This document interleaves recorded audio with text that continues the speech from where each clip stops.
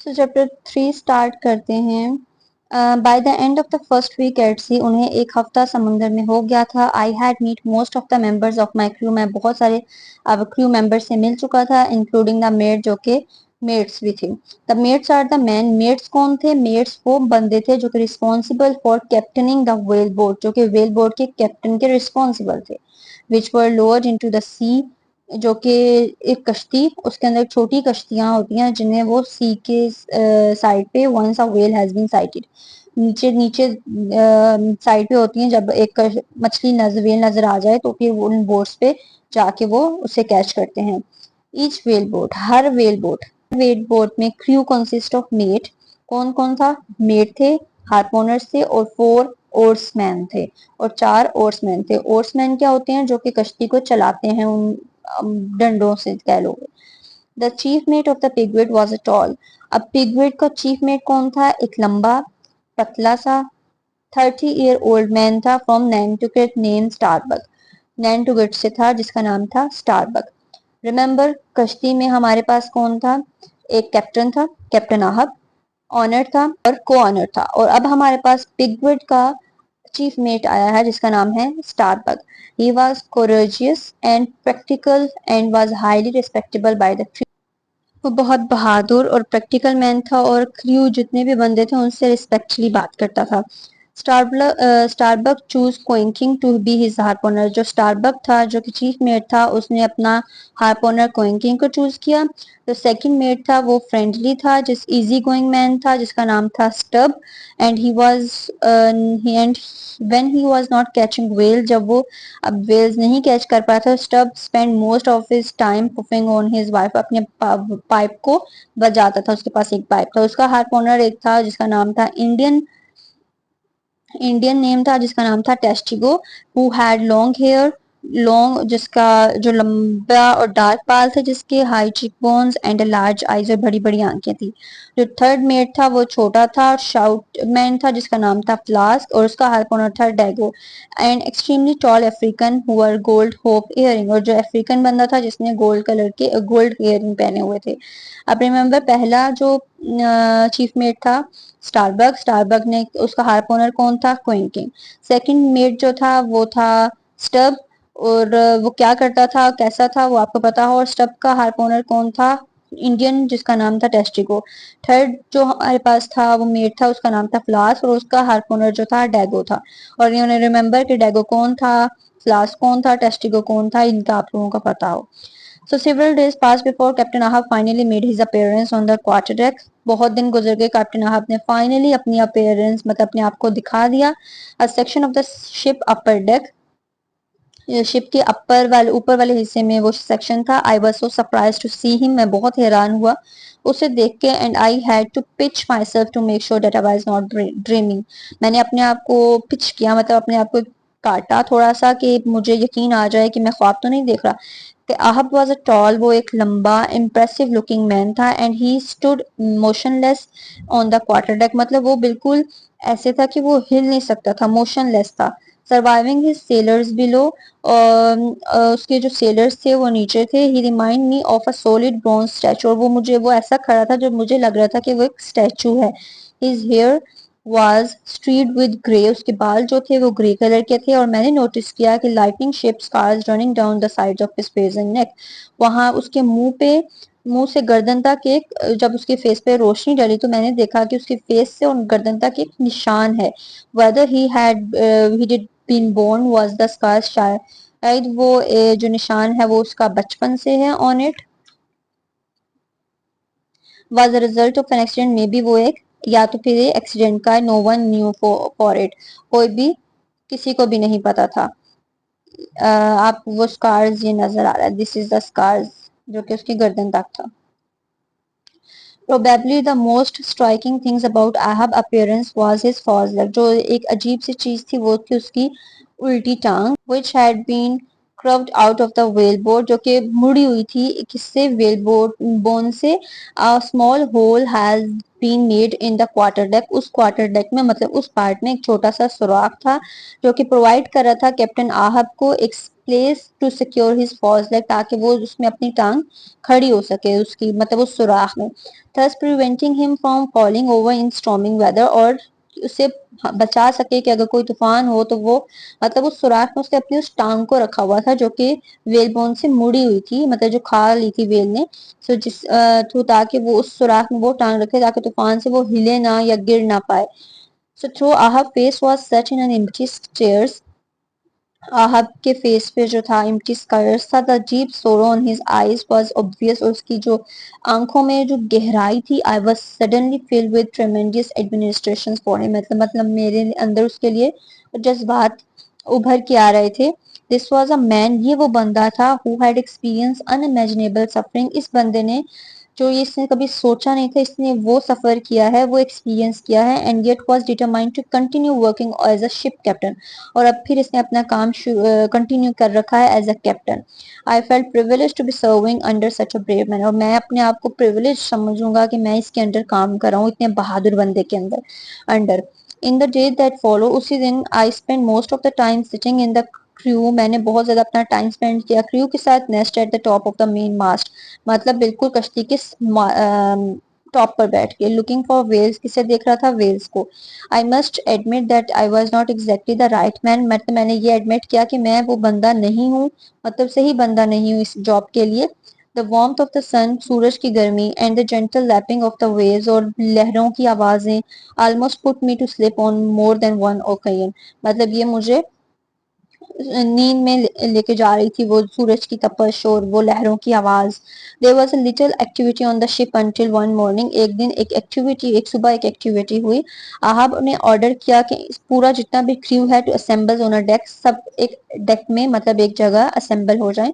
This was a most unusual order, ये एक unusual order था, और हमने फौरन ही वैसा ही किया जैसा उसने बोला था. We arrange our self in a neat row, हमने अपने आप को एक नीट रो में खड़ा कर लिया. And Ahab walks past us slowly, Ahab हमारे पास से स्लोली गुजर Ahab walk past us slowly, Ahab हमारे पास से स्लोली स्लोली गुजरा. Carefully examining each crew members and he want, और वो हर मेंबर को केयरफुली एग्जामिन कर रहा था जैसा वो चाहता था. Once he did completed his inspection, जब उसने सबको देख लिया, इंस्पेक्शन कंप्लीट की, तो उसने बोला कि what do you do when you see a whale man, तुम लोग क्या करोगे जब तुम लोग एक व्हेल को देखोगे. Call out shouted the crew in an unison, मतलब सब ने एक ही आवाज में बोला कॉल आउट. कैप्टन अहब ने बोला good, and what do you do next man, और उसके बाद तुम लोग क्या करोगे. Lower the boat and chase after him, और उसने सबने बोला कि हम अपनी बोट्स में उतरेंगे और उसे पकड़ेंगे. अहब ने स्माइल किया and he was clearly impressed with his crew enthusiasm, मतलब उसने अपने कि जितना भी क्रू था उनका मतलब वो देख के, बहादुरी देख के या उनका वो लगन देख के खुश हुआ. The captain has reach into his pocket, captain ने अपने पॉकेट में हाथ डाला and held up a small shining coin, और उससे कहा, कॉइन पॉकेट से क्या निकाला, एक चमकता हुआ coin. Do you see this man, क्या तुम लोग ये देख रहे हो, आपने पूछा. This is a doubloon, a Spanish gold coin, Starbuck please get me a hammer, उसने कैप्टन अहब ने बोला स्टारबक को कि ये तुम मुझे हैमर ला के दो. और ये क्या था, एक डबलोन था. डबलोन में याद रखना एक स्पेनिश का गोल्ड कॉइन था. When Starbuck return with the hammer, जब स्टारबक हैमर लेके आया, he handed it to Ahab who proceed to nail the coin to the mast. Ahab को दी, और आपने वो कॉइन्स के ऊपर मतलब रखी, ऐसे कट किया. लिसन केयरफुली मैन, अब कैप्टन ने बोला मेरी बात ध्यान से सुनो. Whoever see the white whale, कोई भी व्हाइट व्हेल को देखेगा, with its ringed bow and crooked jaw, जो कि ringed bow हो और ब्रो हो और crooked jaw हो, whenever see him first, कोई भी उस व्हेल को देखेगा जिसकी ringed bow हो and crooked jaw हो, we will have this coin as a reward, मैं उसे ये coin as a reward दूंगा, मतलब इनाम के तौर पर दूंगा जो उस व्हेल को पहले देखेगा. याद रखना व्हाइट व्हेल कौन सी, उसने बोला रिंकल्ड, ब्रोहो और क्रोक्ड जॉ हो उसके। सो द क्रू चेयर करने मतलब खुश होना शुरू हो गया। Some man even throw his pads in the air, और कुछ बंदे जो थे अपनी टोपियां हवा में लहरा रहे थे, लेकिन तीन हार्पोनर जो थे, टेस्टिगो, क्विंकिंग एंड डैगो, जो तीन थे ये खामोश थे। कैप्टन आहब ने description of the whale seems to the trigger distant memories for them. Captain Ahab की ये जो उसने डिस्क्राइब किया था कि व्हाइट व्हेल कैसी हो, रिंग्ड प्रो हो, क्रुक चा हो, ये उन्हें ट्रिगर कर रही थी, ये बात उन्हें मतलब परेशान कर रही थी। सर, टेस्टिगो ने पूछा, are you talking about the whale that called Moby Dick?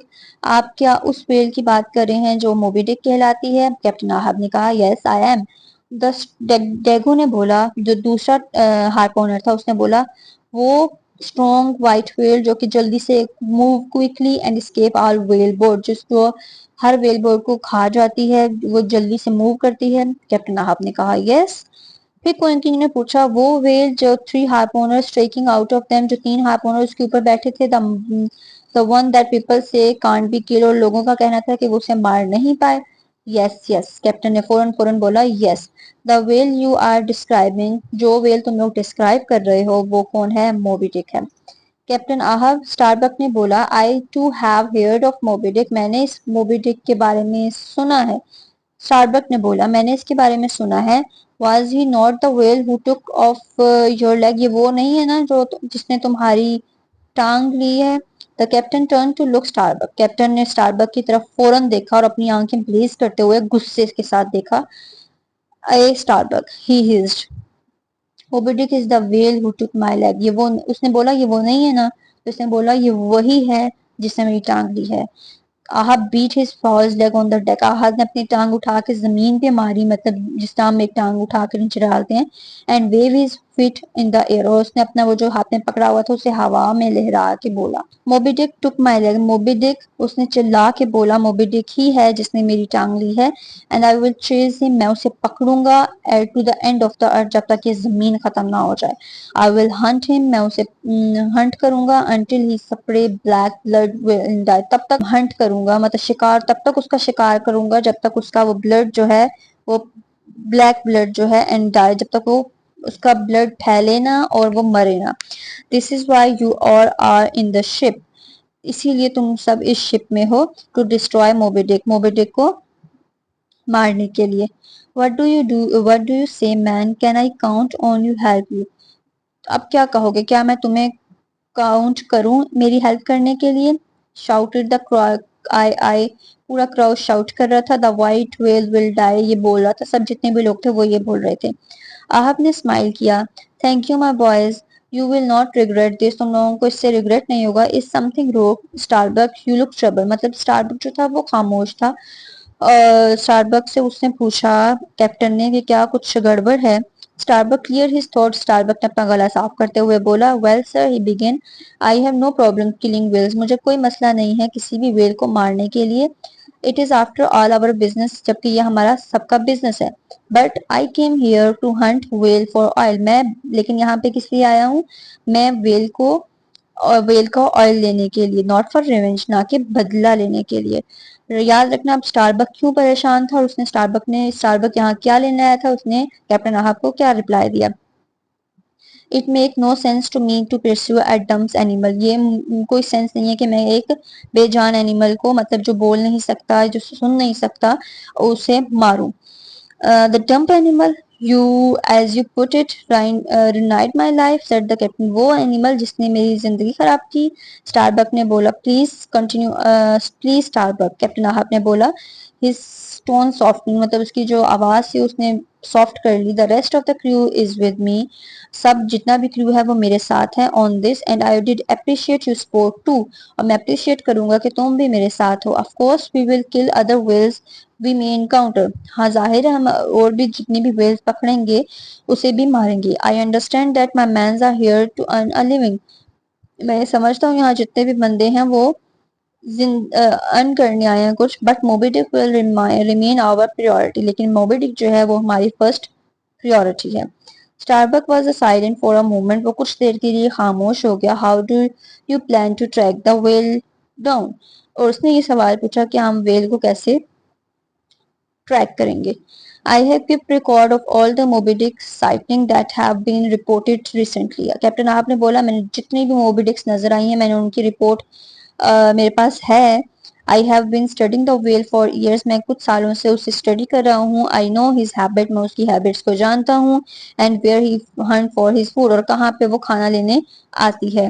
He scenes He scenes appear in the same place at the same time each year. वो हर साल एक ही जगह पे एक ही टाइम पर आएगी. So with a little luck, और अगर हमारी लक अच्छी हुई, we might spot his during the course of our journey, और हम उसी स्पॉट पे होंगे इस जर्नी में. जो पहला मेट था, first mate side, God help us ही मट, मतलब सब वो बोलना शुरू हो गया खुदा हमारी मदद करेगा. A night of celebrations follow the captain announcement, वो रात जो थी वो सेलिब्रेशन की थी कैप्टन आहब की अनाउंसमेंट के बाद. वी एट, हमने खाना खाया. And listen to stories about Moby Dick, और मोबीडिक की स्टोरी सुनी. Until the early years of the morning, सुबह के कुछ ही घंटों पहले. In the day that I follow I learn more about how Ahab lost his head, मैंने और सीखा कि कैप्टन आहब ने कैसे अपनी टांग खोई है. ड्यूरिंग हिज हॉरिबल बैटल, उस कैसी इस खतरनाक सी जंग में. The whale destroy Ahab whale boat, whale ने आहब की कश्ती को डिस्ट्रॉय कर दिया था, क्रैश किया था. Them with his boat flat forehead, और उसके क्योंकि वो जो आहब था वो उसके सर पर था. And number of sellers drone, और बहुत सारे जो सेलर्स थे वो पानी में गिर गए. In a fit of rage Ahab who was in his own whale boat, जो बाकी जो गिर गए, जो आहब था वो अपनी वेल बोट में था, जिसने अटेम्प्ट किया था stop the whale with a knife, जिसके पास एक नाइफ थी. But the creatures burst from a water and the tore off the captain legs with his scissors sharp teeth. लेकिन जो पानी का इतना बहाव था कि वो गिरा और उसकी टांग जो थी सीधा उसके मुंह में गई, वेल के मुंह में गई. For from land and medical assistance, उसी वक्त medical assistant the captain spend many days, मतलब मेडिकली उसे लेके गए कैप्टन आहब को. कैप्टन आहब ने बहुत सारे दिन और रात जो हैं वो तकलीफ में गुजारे. It was during that time of suffering that he made up his mind to kill the whale, मतलब वो जिस तकलीफ से गुजरा दिन रात, उसने उसी वक्त डिसाइड कर लिया था कि अपने माइंड में ले आया था कि वो व्हाइट वेल को मारेगा. I felt great sympathy for his courageous man, मैं उस बहादुरी के लिए, इस बंदे के लिए सिंपथी है मेरे पास. Who had been through so much and decided that I would do what I could do to help him, और मैंने डिसाइड किया कि मैं इस बंदे की हेल्प करूंगा जितना मैं कर सका. सो यहाँ पे है कि कैप्टन आहब कैसे वेल ने उसे पकड़ा, कि उसकी कैसे वेल बोट उसके मुंह में गई, दांत कैसे गए, क्या हुआ, इस पैराग्राफ में वो है. सो इसके साथ ही आप लोगों का चैप्टर नंबर 3 कंप्लीट होता है.